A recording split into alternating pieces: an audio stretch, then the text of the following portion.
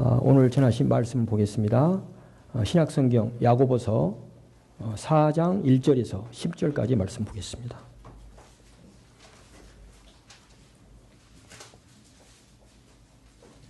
야고보서 4장 1절에서 10절까지 저와 함께 같이 교독을 하고요. 마지막 절 같이 읽겠습니다. 너희 중에 싸움이 어디로부터 다툼이 어디로부터 나느냐? 너희 지체 중에서 싸우는 정욕으로부터 나는 것이 아니냐? 너희는 욕심을 내어도 얻지 못하여 살인하며 시기하여도 능히 취하지 못함으로 다투고 싸우는도다. 너희가 얻지 못함은 구하지 아니하기 때문이요. 구하여도 받지 못함은 정욕으로 쓰려고 잘못 구하기 때문이라. 가늠한 여인들아, 세상과 못된 것이 하나님과 원수됨을 알지 못하느냐? 그런즉 누구든지 세상과 것이 되고자 하는 자는 스스로 하나님과 원수되는 것이니라. 너희는 하나님이 우리 속에 거하게 하신 성령이 시기하기까지 사모한다 하신 말씀을 헛된 줄로 생각하느냐? 그러나 더욱 큰 은혜를 주시나니 그러므로 일렀으되 하나님이 교만한 자를 물리치시고 겸손한 자에게 은혜를 주신다 하였느니라. 그런즉 너희는 하나님께 복종할지어다. 마귀를 대적하라. 그리하면 너희를 피하리라. 하나님을 가까이 하라. 그리하면 너희를 가까이 하시리라. 죄인들아, 손을 깨끗이 하라. 두 마음을 품은 자들아, 마음을 성결하게 하라. 슬퍼하며 애통하며 울지어다. 너희 웃음을 애통으로 너희 즐거움을 근심으로 바꿀지어다. 주 앞에서 낮추라. 그리하면 주께서 너희를 높이시리라. 아멘. 오직 믿음으로 말미암는 구원을 강조한 마르틴 루터는 오랫동안 행함을 강조하는 듯이 보이는 야고보서를 성경 정경으로 인정하지 않았습니다. 도리어 루터는 갈라디아서와 로마서를 많이 사랑했지만 야고보서를 가리켜서는 지푸라기 서신이라고 폄하하기까지 했습니다. 그 이후 한동안 야고보서는 로마서와 서로 대조되는 서신으로 간주되었습니다. 하지만 학자들은 로마서와 야고보서가 그 편지를 받는 독자들의 대상이 다를 뿐, 그래서 사도 바울과 사도 야고보가 서로 다른 측면을 강조하고 있을 뿐 근본적으로 동일한 신학과 신앙을 이야기하고 있다는 것을 연구해 왔습니다. 로마서는 율법으로 구원을 얻고자 하는 유대주의자들을 대상으로 썼고, 야고보서는 이신칭의를 오직 믿음으로 말미암는 구원을 너무나 지나치게 강조한 나머지 신앙의 실천적 모습을 상실한 사람들을 위하여 기록된 편지입니다. 그래서 여러분이 로마서를 읽고 야고보서를 읽으면 느끼시겠지만 로마서는 대단히 믿음을 강조하고 율법의 행위를 정죄합니다. 반면에 야고보서는 믿음이 있노라 하면서 그 믿음에 따른 참된 신자의 덕목들을 드러내지 않는 것을 대단히 신랄하게 정죄하고 있습니다. 말하자면 로마서는 구원의 인식론적 측면을 강조했다면 야고보서는 구원의 실천적인 측면을 강조하고 있다는 것이죠. 우리가 어떻게 구원을 받을 것인가에 대한 믿음으로 말미암는 구원을 로마서가 강조했다면 야고보서는 그 믿음의 실체가 무엇이냐, 그 믿음의 증거가 무엇이냐, 그 믿음의 증거는 도덕적이며 실천적인 삶의 변화에 있다는 것을 강조한 것이죠. 더욱이 야고보 사도는 주 약 40년경에 글라우디오 황제 때부터 시작된 기독교를 향한, 예수를 믿는 신자들을 향한 핍박의 위험에 직면해 있었습니다. 따라서 야고보 사도가 한편으로는 신앙으로 인해서 핍박을 받는 그 당시의 성도들을 위로하기 위해서 야고보서를 썼고, 그래서 여러분 1장에 보면 혹독한 시험을 잘 견뎌야 한다는 말씀을 하고 있죠. 동시에 다른 한편으로는 옳다고 하는 믿음을 가지고 있으면서도 그에 따른 도덕적이며 실천적인 성품의 변화, 행동의 변화가 없는 자들을 향하여 강력한 책망과 권면의 말씀을 전하고 있습니다. 이런 의미에서 사도는 신자들에게 단순히 믿는다고만 말해서는 안 되며, 또한 말씀을 듣는 것에서 그쳐서 자신을 속이는 자가 되어서는 안 되며 말씀을 지키는 자가 되어야 한다라고 강력하게 권면합니다. 그래서 많은 이들이 야고보서를 가리켜 신약 성경의 잠언이다. 구약의 잠언, 솔로몬의 잠언이 있다면 신약 성경에는 야고보서의 잠언, 즉 야고보서가 있다. 야고보 사도에 야고보서가 있다. 이렇게 부릅니다. 이렇게 말씀을 지켜 행할 때 이런 그들의 행위는 그들의 믿음이 참되다는 것을 입증하게 될 것입니다. 저와 여러분이 저마다 믿음이 있노라 하는데 그 믿음이 참되다는 것을 우리는 어떻게 입증을 하겠습니까? 그 믿음에 기초한 행함을 드러낼 때 입증하게 되는 것이죠. 오늘 본문에서 사도는 우리에게 구하고 사모하고 가까이 하라고 말씀하고 있습니다. 오늘 남전도 연신예배를 통해서 목사는 이 본문 말씀을 중심으로 우리 남전도 회원들이 우리 하나님 나라를 위해서, 우리 교회를 위해서, 우리 성도들을 위해서 무엇보다도 구하고 사모하고 가까이 하기를 소원합니다.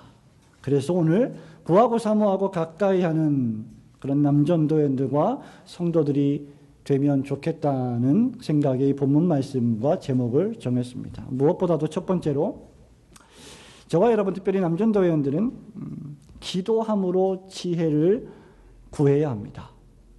교회 안에서 많은 사람들이 기도하고 지혜를 구해야 하겠지만 무엇보다도 기도함으로 지혜를 구하는 남전도 회원들이 되셔야 합니다. 자, 1절부터 4절 말씀, 1절부터 3절까지만 한번 다시 읽어봅니다. 너희 중에 싸움이 시작. 너희 중에 싸움이 어디로부터 다툼이 어디로부터 나느냐. 너희 지체 중에서 싸우는 종으로부터 나는 것이 아니냐. 너희는 욕심을 내어도 얻지 못하여 살인하며 시기하여도 능히 취하지 못함으로 다투고 싸우는도다. 너희가 얻지 못함은 구하지 아니하기 때문이요 구하여도 받지 못함은 종욕으로 쓰려고 잘못 구하기 때문이라. 아멘. 그리고 나서 이제 4절에 가늠한 여인들아 라고 대표적으로 기분 나쁘게 여자에 대해서 이렇게 표현하고 있지만 사실 이 가늠한 여인들은 하나님을 배신하고 세상을 사랑하는 모든 인류를 향한 그런 대표적인 말씀입니다. 우선 무엇보다도 사도는 흩어져 있는 성도들이 서로가 서로에게 축복의 말씀을 하고 저주하지 않으며 사랑을 실천하고 무엇보다도 시기하지 않아야 한다라고 말씀하고 있습니다. 우리 본문의 말씀 그 전에 3장 그 앞에 있는 장에 보시면 3장 13절에서 18절에 이르기까지 사도 야고보는 하늘에서 내려오는 지혜가 있다. 위에 있는 지혜가 있다. 그리고 땅 위에서 솟아나오는 지혜가 있다. 그리고 이 하늘 위와 땅 아래에서 솟아나오는 지혜를 서로 지금 대조시키고 있습니다. 위에서 내려오는 지혜는 무엇이라고 말했습니까?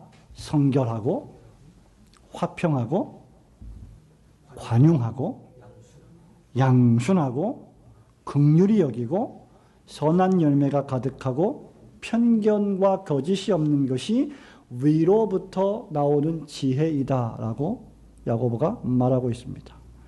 마치 갈라디아에서 사도 바울이 말한 성령의 열매와 유사한 말씀들입니다. 그런데 땅에서 난 지혜가 또 있다고 말합니다. 그것은 무엇입니까? 독한 시기와 다툼을 야기하고 정욕과 혼란과 악한 일이다라고 야고보는 말하고 있습니다. 이 두 가지를 대조시키고 있죠. 그리고 사람이 독한 시기를 하고 서로 싸우고 정욕을 불릴 듯 일어나게 하고 혼란과 악한 일이 발생하는 그 원인에 대해서 사도는 오늘 우리가 읽은 본문의 말씀 4장 1절과 2절에서 그것이 욕심 때문이다라고 밝히고 있습니다. 여기 욕심과 정욕은 타락한 죄인의 본성이 원하고 추구하는 것을 뜻합니다. 저와 여러분 가운데 욕심이 없는 사람이 누가 있습니까? 모두가 다 욕심이 있는데 지금 여기서 말하고 있는 욕심은 그런 일반적인 욕심이 아닌 하나님을 대적하고 세상을 사랑하는 타락한 죄인의 영적인 심성에서 나오는 욕심입니다. 그것을 정욕이라고 말하고 있지요. 마치 자석을 갖다 대면 뭐가 모여듭니까? 주변에 철이 다 자석 주변에 모여들듯이 욕심이라고 하는 것, 정욕이라고 하는 것은 자석과 같이 철저하게 이기적이요 자기중심적이기 때문에 모든 것을 다 끌어들이게 됩니다. 여러분 보고 계시는 지금 이 강대상 아래에 보면 조그만 통이 하나 있는데 그 통에는 무엇이 있냐면 압정들이 있습니다. 우리 남전대원 신예배 드릴 때 프랭카드를 걸었죠. 압정이 있어요. 그 압정은 그냥 놔두면 다 뿔뿔이 흩어지니까 거기다가 자석을 갖다 놨습니다. 그래서 압정들이 흩어지지 않게 자석에다 붙게 만들었죠. 여러분, 정욕이라고 하는 것은 철저하게 자기 자신 중심하는 그런 이기적이고 대단히 자기중심적인 그런 성향을 나타내고 있습니다. 이것 때문에 사도는 뭐라고 말합니까? 다투고 싸우게 된다라고 말하고 있는 것이죠. 그래서 칼빈은 이 정욕을 가리켜서 상대편에게 손해를 입혀야만 만족을 얻는 사악하고 애타는 욕망이다 라고 말했습니다. 성도 여러분, 우리 세상을 보십시오. 우리 세상이 추구하는 문화의 방식, 일반적으로 볼 때 악한 죄인들이 추구하는 문화의 방식이 바로 정확히 이와 같습니다. 상대편에게 손해를 입혀서라도 내가 이익이 된다면 나는 그 길을 선택하는 것, 정욕이 시키는 일입니다. 이것은 전혀 부르심을 받은 제자의 삶이 아닙니다. 십자가를 지는 삶도 아니요, 사랑을 실천하는 삶도 아닙니다. 사람이 이런 데 빠지면 욕심을 내어도 얻지 못한다라고 야고보는 말하고 있어요. 이게 무슨 말이냐? 왜냐하면 우리의 정욕과 우리의 욕심은 너무나 끝이 없기 때문에 욕심을 내어서 사람을 살인을 할 정도로 그 모든 것을 갖고 싶다고 해도, 가진다고 해도 그렇다 한들 채워지지 않기 때문에 시기하고 살인하여도 가질 수가 없다라고 말하고 있는 것이죠. 사람의 욕심이 끝이 없기 때문에 거기엔 만족이 없습니다. 계속된 시기와 질투만 있을 뿐입니다. 좋은 것을 가지면 더 좋은 것을 가지고 싶고, 신용을 가지면 더 신용을 가지고 싶고, 많은 것을 가지면 더 많은 것을 가지고 싶은 것이 바로 우리의 마음입니다. 자, 그러면 신자들은 어떻게 위에서 내려오는 지혜를 얻을 수 있을까요? 이 정욕을 제어하는 사도 야고보의 권면이 무엇입니까? 기도하라는 것입니다.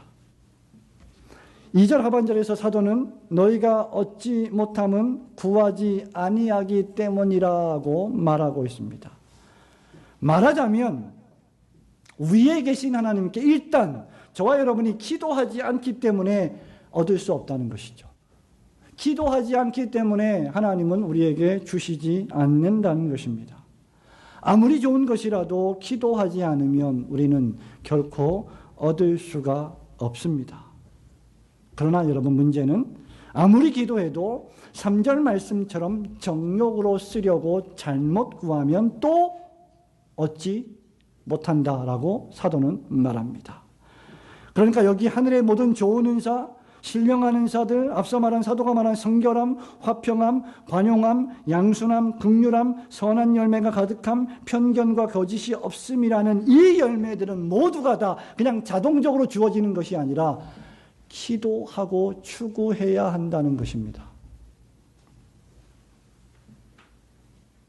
기도 외에는 얻을 수 없으며 기도하더라도 올바로 기도해야 얻을 수 있는 것들입니다. 그러므로 신자들은 일단 기도해야 하며 둘째로 올바로 기도하셔야 합니다. 성도 여러분, 그리고 오늘 헌신을 다짐하시는 이 남전도 회원 여러분, 일단 기도하시는 남전도 회원들이 되시기를 간절히 부탁을 드립니다. 오늘날 남자 성도들은 전례 없이 여자 성도들에 비해 현저하게 경건 생활과 기도 생활이 부족합니다. 남자들은 기도하지 않아도 잘 살 수 있을 것이라고 하는 예외 성별이 아닙니다. 우리는 기도해야 합니다. 더 많이 기도해야 합니다. 가정에서 가장이 기도하는 것만큼 훌륭하고도 멋진 모습은 없습니다. 교회에서 남편들이 거룩한 손을 들고 기도하는 것만큼 하나님 보시기에 좋은 것은 없습니다. 디모데전서 2장 8절에서 바울이 디모데에게 이렇게 말합니다. 그러므로 각 처에서 남자들이 분노와 다툼이 없이 거룩한 손을 들어 기도하기를 원하노라. 우리는 입을 열어 하나님께 물어야 합니다. 사람에게 말하기보다 하나님께 말하는 사람들이 되어야 합니다. 그래서 하나님으로부터 응답을 받아 모든 문제들이 해결되는 신자들이 되어야 합니다. 또 하나 바르게 기도하는 남전도 회원들이 되시기를 부탁드립니다. 바르게 기도한다는 것은 어떤 기도입니까? 정욕으로 쓰려고 기도하지 않는다는 것입니다. 예를 들면 하나님, 나는 저 친구가 되게 나빠요. 기분 나빠요. 저 친구 혼내주세요. 이런 것들은 정욕으로 쓰려고 기도하는 것입니다. 그런 기도를 하나님은 응답하시지 않으십니다. 정욕으로 쓰려 기도하는 것은 하나님을 자신의 욕망의 도구로 좌우지하겠다는 못된 습성입니다. 하나님을 만홀히 여기는 신자가 되어서는 안 됩니다. 참된 신자는 하나님의 영광을 위하여 기도해야 하고 기꺼이 자신의 뜻을 하나님의 뜻에 복종시키며 기도해야 합니다. 만일 자신의 타락한 본성을 만족시키기 위한 기도라면 결코 하나님에 대한 경외나 감사나 순종은 불가능해질 것입니다. 사도는 이것이 가늠한 여인처럼 세상과 벗된 것이라고 말하고 있습니다. 세상을 사랑해서 세속적인 것들만을 추구하기 위하여 하나님께 기도하는 것이 하나님과 원수되는 것이라는 말입니다. 하나님과 아무런 상관없이 나에게 축복을 주세요. 나에게 모든 것들을 다 주세요. 하나님과 아무 상관없는 하나님 나라와 하나님의 뜻과 하나님의 의와 주님의 몸된 교회와 전혀 상관이 없는 그러한 기도가 세상과 벗된 기도가 되는 것입니다. 기도하면서 독하게 시기하고 질투하고 자랑한다면 그것은 바르게 기도한 것이 아닐 것입니다. 그러므로 기도할 때 저와 여러분의 기도가 과연 하나님의 나라를 세우고 있는가? 하나님의 뜻을 받드는 기도인가를 물으시기 바랍니다. 나의 기도가 주님이 피 흘려 사신 교회를 사랑하는 기도인가를 생각하시기 바랍니다. 일반적으로 이 두 가지 질문이 가장 안전한 기도입니다. 기도함으로 위로부터 오는 신령한 지혜들을 응답으로 받으시는 남전도 회원들과 성도들이 되시기를 주님의 이름으로 축원합니다. 아멘. 두 번째는 더욱 큰 은혜를 사모하시는 남전도 회원들이 되시기를 소원합니다.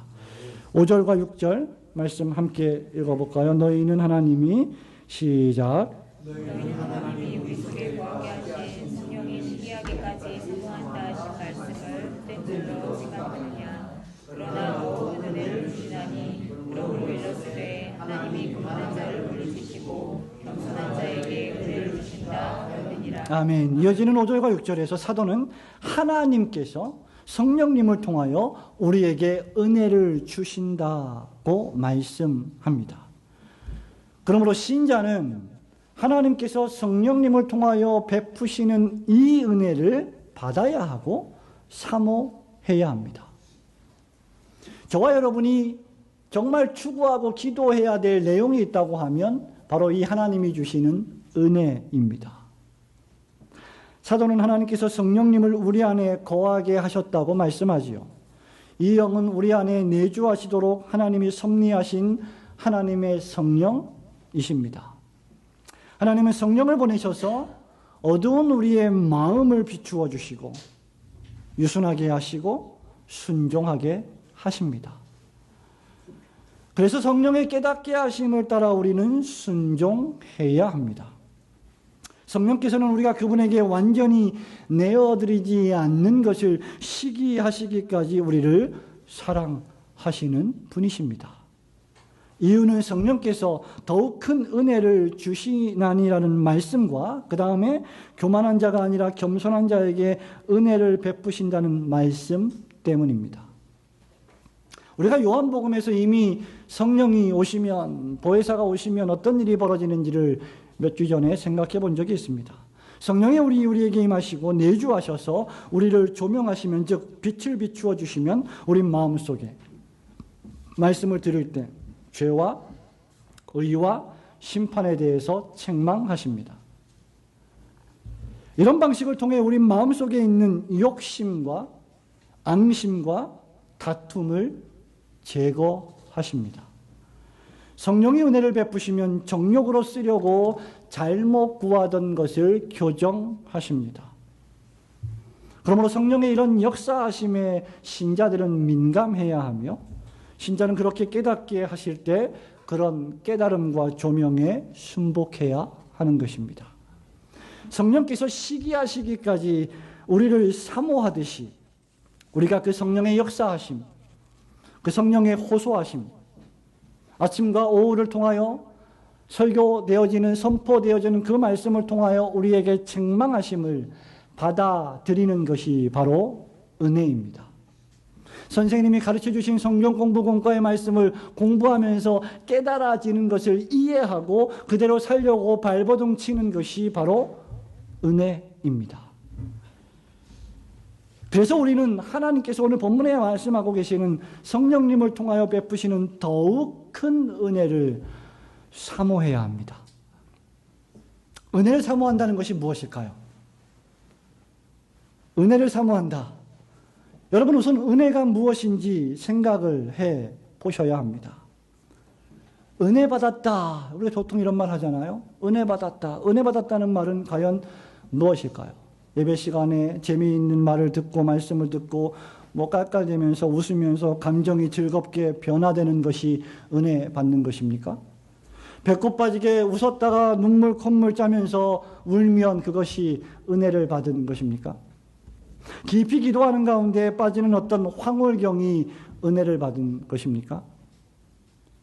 참된 은혜는 근본적으로 하나님의 말씀과 분리할 수가 없습니다. 그래서 우리가 감정의 상태의 변화에 따라 느껴지는 은혜 받았다고 생각되는 것들조차 우리는 말씀으로 비추어 보아 교정을 받아야 하는 것입니다. 요한복음 16장 8절에 따르면 성령이 오시면 죄에 대하여 의에 대하여 심판에 대하여 세상을 책망하신다라고 하셨는데 그것이 바로 은혜입니다. 여기 책망하신다는 말은 각성케 하신다, 깨닫게 하신다, 칼로 찔러서 아프게 하신다. 그래서 아픔을 느끼고 괴로움을 느끼고 죄를 회개하고 돌이켜 예수님의 십자가 보혈을 영접하게 하는 것, 그것이 바로 은혜입니다.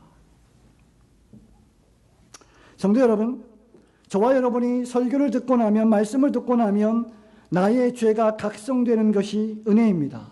하나님의 말씀에 우리가 어떻게 반응하느냐?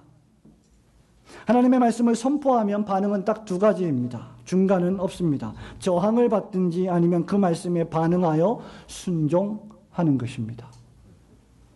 그 말씀이 순수한 하나님의 말씀의 해설이요 설명이요 선포라고 한다면 육에 속한 사람은 그 말씀을 저항할 것이요 영에 속한 사람들은 그 말씀을 기쁘게 즐겁게 받을 것입니다.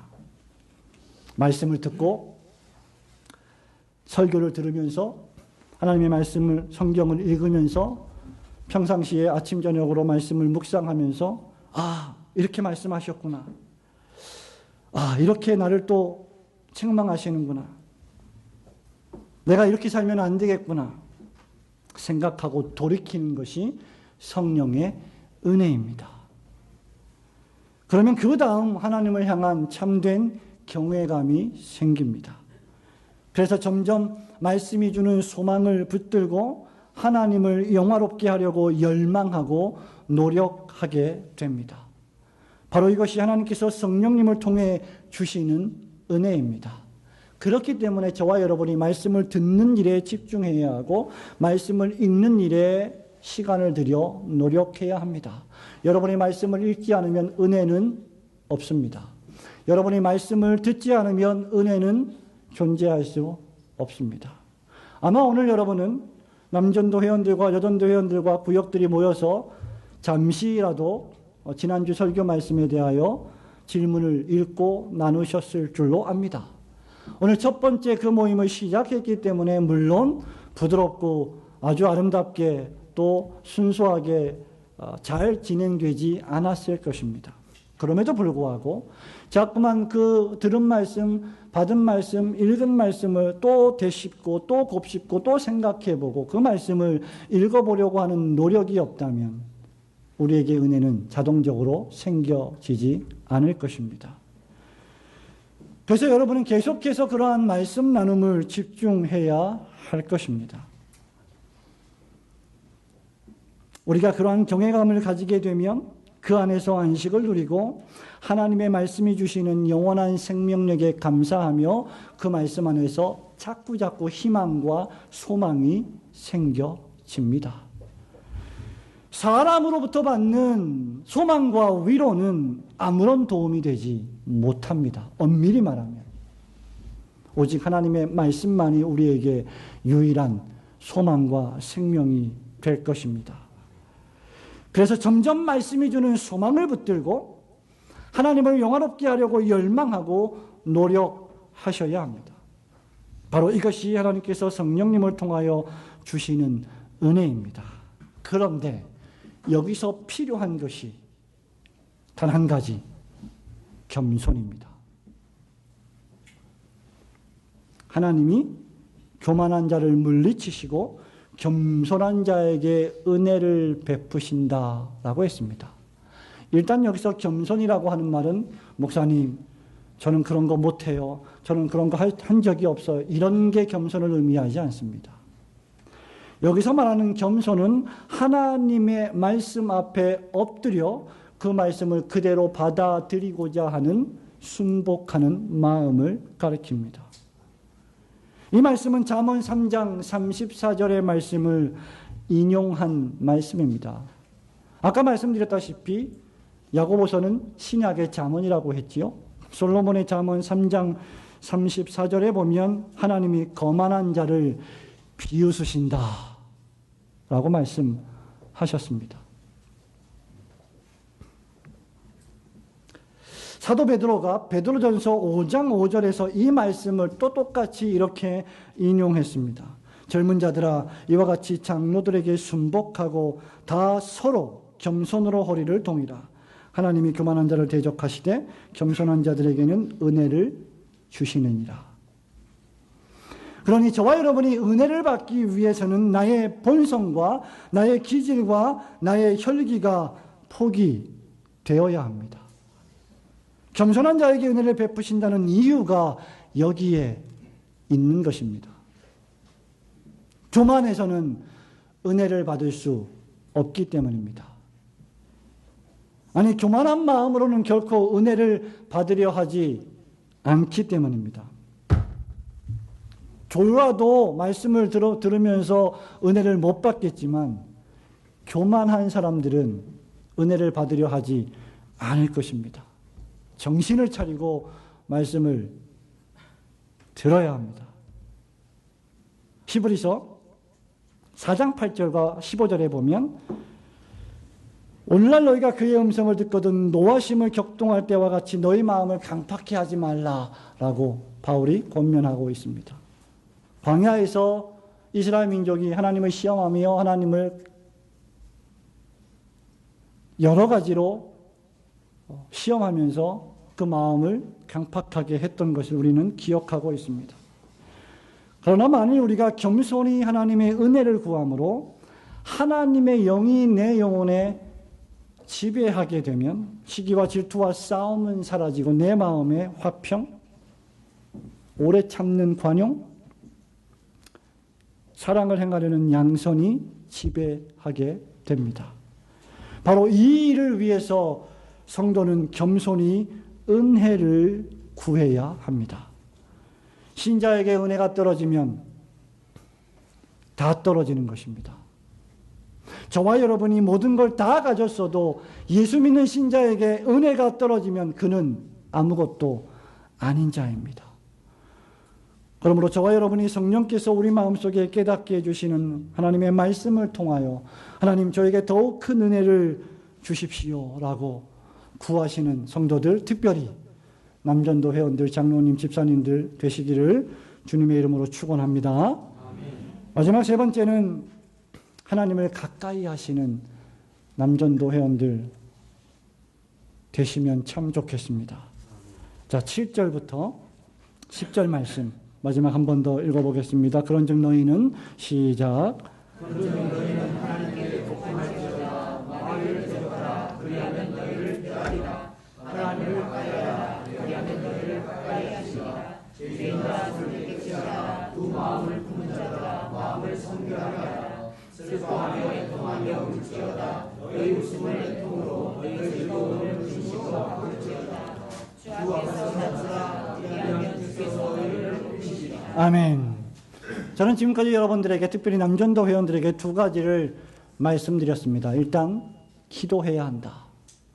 기도해야 한다. 두 번째는 더욱 큰 은혜를 간절히 사모해야 한다. 그리고 마지막 세 번째는 바로 이것입니다. 하나님을 가까이 하는 남전도 회원들. 이제 사도는 겸손한 자에게 은혜를 주시기 때문에 우리가 하나님께 복종해야 한다고 명령합니다. 하나님께 복종하라는 이 명령의 구체적인 방식이 무엇일까요? 바로 마귀를 대적하는 것이고 하나님을 가까이 하는 것입니다. 이것이 은혜를 구하는 신자들이 추구해야 할 일입니다. 사도는 여기서 하나님을 가까이 하기 위해서는 마귀를 대적해야 한다라고 말합니다. 그런데 여러분, 저와 여러분이 어떻게 마귀를 대적할까요? 우리보다 훨씬 더 강력한 공중 권세 잡은 자가 마귀 사단인데 우리가 어떻게 그런 마귀를 대적하여 이길 수 있겠습니까? 어떤 사람들은 이렇게 말합니다. 마귀가 찾아올 때, 귀신이 찾아올 때 그 귀신이 눈에 보인다고 말하는 사람들이 있습니다. 그래서 그 귀신한테 명하여서 마귀야 물러가라 하면 물러간다라고 하는 사람들이 있어요. 그런 말에 여러분 현혹되지 마시기를 바랍니다. 어떤 책에 보면 어떤 분이 기도하고 있는데 귀신이 하나 들어와가지고 그 귀신이 눈에 보였다고 합니다. 그래서 그 귀신을 향하여서 아주 악한 영이고 악한 나쁜 생각을 갖게 만드는 귀신인데 그런 귀신에게 명하여서 귀신아 물러가라 라고 하니까 옆집으로 물러갔다고 합니다. 근데 그 다음날 아침에 그 옆집에 있던 어떤 사람이 자살을 했다고 합니다. 그 귀신 때문에. 여러분, 그런 종류의 어떤 투시의 은혜, 은사, 성경적이지가 않습니다. 그렇게 말하는 것은 전혀 은사도 아니고 신사도도 아닙니다. 신사도라고 하는 것이 존재하지를 않습니다. 그러나 우리는 그런 이야기를 하면 신기하게 생각하고 눈이 동그래지고 뭔가 느낌이 오고 나도 그런 어떤 은혜를 받고 싶다라고 생각하는 경향이 많습니다. 그래서 마귀를 대적하는 강력한 신자가 되기를 원하지요. 여러분, 모든 문제가 있을 때 어떻게 하면 좋습니까? 이 모든 문제를 일으키는 마귀야 사단아 물러가라 하면 단방에 문제가 해결되지 않겠습니까? 그런데 우리 인생에서 그런 문제들이 그렇게 간단하게 해결될까요? 저와 여러분은 마귀를 대적할 수 없습니다. 그런데 여기서 왜 마귀를 대적하라고 말하고 있는가? 마귀를 대적하는 가장 강렬한 방법은 겸손히 행하는 것입니다. 마귀의 전공 과목이 무엇입니까?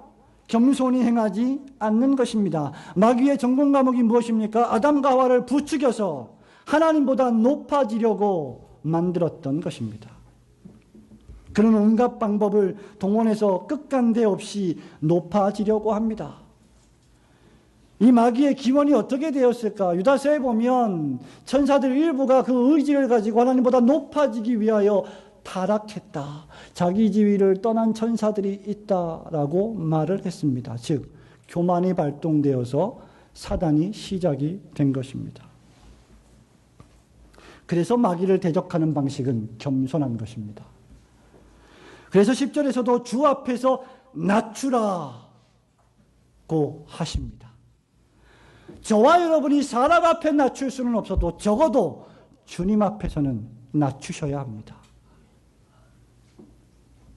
마귀는 우리 마음속에 너를 높이라고 말하지만, 사단은 이 세상의 문화 속에서 너를 높이라고 말하지만, 우리 주님은 우리에게 너를 낮추라. 높이시는 일은 주님의 주권에 달린 일입니다. 우리는 그저 우리 할 일을 할 뿐입니다. 우리 할 일은 마귀를 대적하고 주 앞에서 낮추며 하나님을 가까이 하는 이것입니다. 신앙생활이 뭐 별게 있습니까? 겸손히 하나님 앞에 행하면서 자신을 낮추고 하나님을 높이면 그뿐이 아니겠습니까? 마귀를 대적하는 것은 하나님께 순종하면서 사람들에 대해서는 겸손한 마음으로 절제하며 화평하는 것입니다. 그것이 마귀를 대적하는 신자의 방식입니다. 신자는 마귀와 싸워서 이길 수 없습니다. 저와 여러분이 하나님에 대하여 아는 그 어떤 신비한 지식보다 마귀는 우리보다 훨씬 더 깊은 지식을 하나님에 대하여 가지고 있습니다. 지식으로는 마귀를 대항하여 싸워 이길 수 없습니다. 마귀와 싸우면 싸울수록 마귀는 더욱 교묘한 방식으로 신자를 이기려고 할 것입니다. 여기 마귀를 대적하라는 말 앞뒤에 무슨 말씀이 있는지 다시 보시기 바랍니다.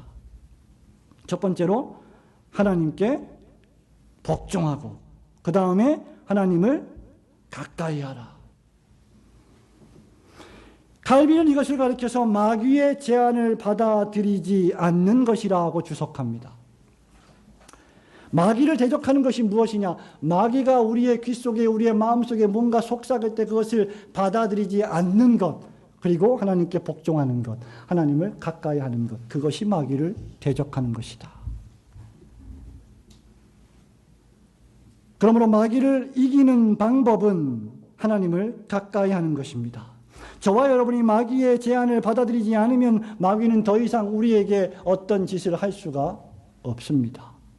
마귀가 우리에게 어떤 짓을 하는 이유는 우리가 그 제안을 받아들여 유혹에 썩어져가는 욕심을 받아서 그 제안을 내 것으로 만들고 그렇게 옮겨가는 타락한 정욕이 발동했기 때문입니다. 그러므로 여러분의 마음을 마귀에게 열어주지 않아야 합니다. 사도는 계속해서 사단을 대적하고 하나님을 가까이 하는 방식을 설명합니다. 손을 깨끗이 하고 마음을 성결하게 하고 슬퍼하고 애통하는 것. 저는 아주 결벽증이 있을 정도로 손을 자주 씻습니다. 우리 교회, 우리 예배당 건물이 있는 이 예배당 공간이 있는 건물은 불행하게도 온수가 되지를 않습니다. 그래서 겨울만 되면 물을 틀고 손을 잠깐이라도 씻으면 얼어버립니다. 화장해서 말하면. 저는 물이 싫습니다. 바다가 무서워요. 불보다 바다가 훨씬 무섭습니다.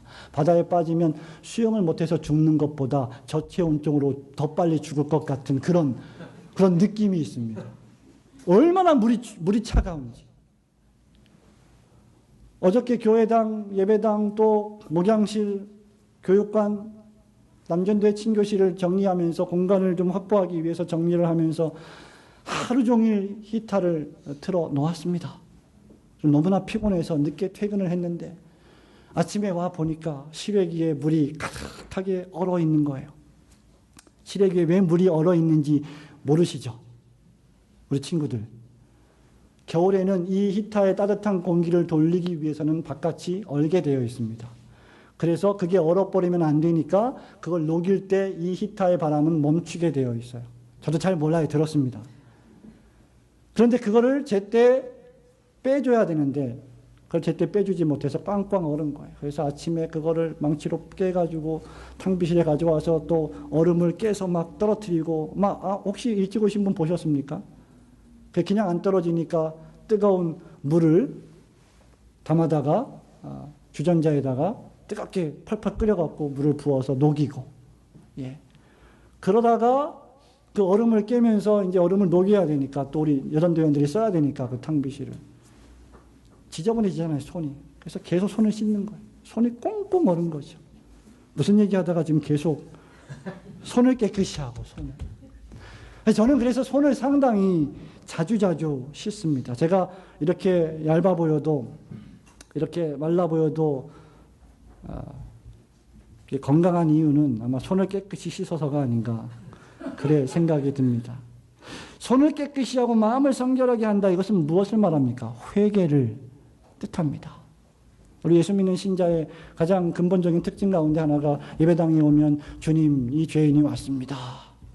고개를 빳빳이 들고 아유 나는 교만한 사람입니다. 이러고 오는 사람이 없잖아요. 우리 신자들이. 저는 주님 앞에 죄인입니다. 또 회개하시오. 여러분, 이것은 그저 외적인 생활을 개선하는 것만이 아니라 마음을 깨끗하게 청소하는 것입니다. 마음의 회개가 있어야 외적인 행동의 개선이 가능하기 때문입니다. 또한 사도는 이어서 슬퍼하며 애통하라고 말씀합니다. 이것은 자신의 영혼을 구원하는 슬픔과 눈물을 뜻합니다. 오늘날 현대인들은 자기 자신에 대해서 슬퍼하지 않습니다. 자기 자신의 영혼이 얼마나 가련한지를, 얼마나 비참한지를, 얼마나 공궁하고 궁핍한지를 생각하면서 눈물을 흘리는 사람은 별로 없는 것 같아 보입니다. 지금 사도는 자신의 정욕에 사로잡혀서 하나님에 대한 의식이 전혀 없는 자들을 향하여 통회하고 하나님을 생각하라고 촉구하는 것입니다. 하나님을 생각하지 않는다면 저와 여러분의 머리는 늘 세상을 생각하게 되고 나를 생각하게 되고 죄악된 본성의 죄를 생각하기 마련입니다. 우리가 은혜를 구하기 위하여 늘 기도하지 않으면 우리에게 은혜가 임하지 않고 다른 것들이 임하게 되어 있습니다. 어리석은 자는 그 마음에 하나님이 없다라고 하지만 지혜로운 자는 늘 그래서 하나님을 의식하는 사람입니다. 주님께서는 웃음을 애통으로 너희 즐거움을 근심으로 바꾸신다고 했습니다. 그렇다고 하면 여기서 분명하게도 웃음과 즐거움은 하나님과 상관이 없는 웃음, 하나님과 아무런 관계가 없는, 하나님을 의식하지 않는 웃음과 즐거움, 불신앙적인 쾌락, 추구를 가리킵니다.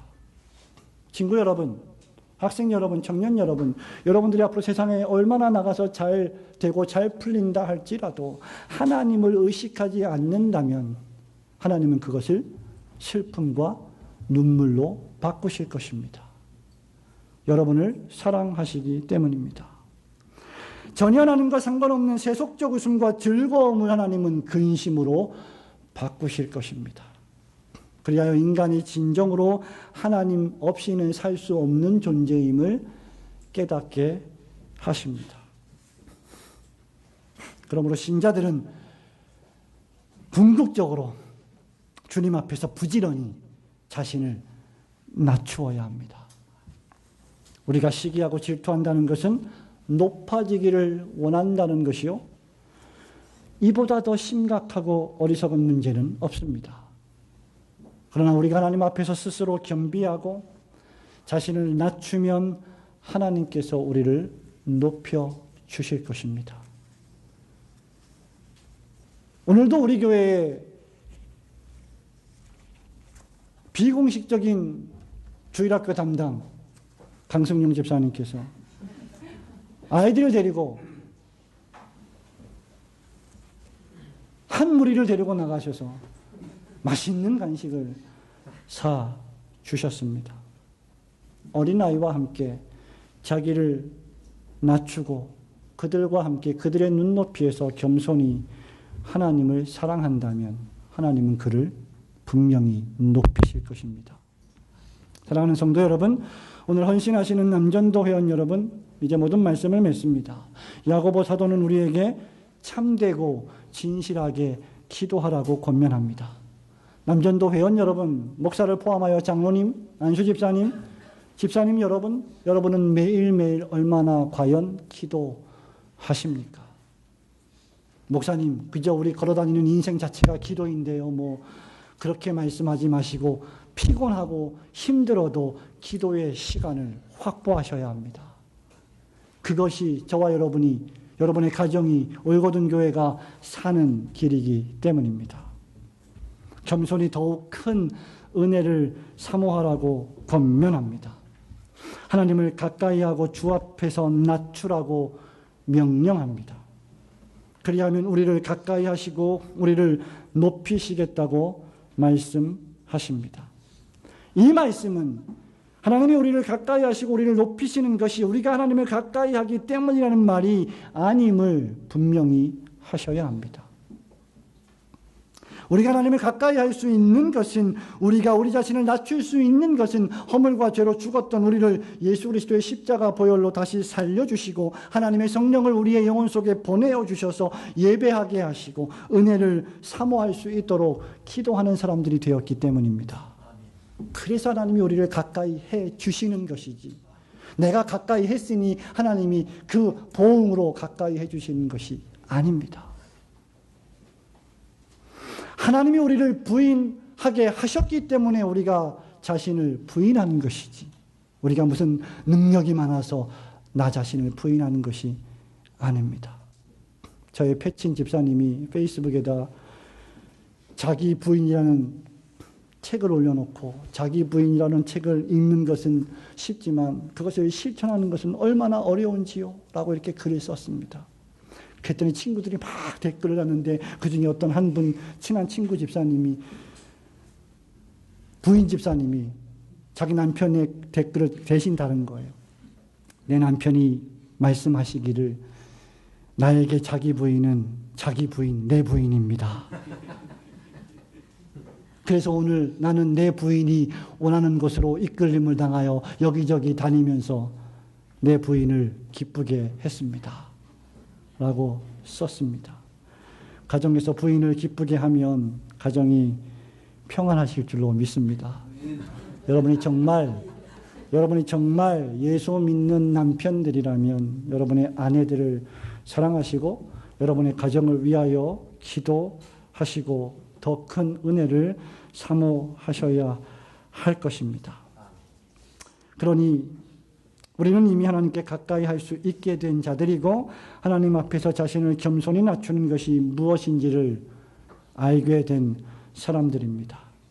그렇게 더욱 성령님께서 깨닫게 하시는 말씀을 통해 받은 은혜 속에 깊이 잠겨서 겸손히 행하며 성결하고 평화를 사랑하며 너그럽게 행동하고 양순하고 편견이 없고 위선이 없는 삶을 사랑하고 추구해야 합니다.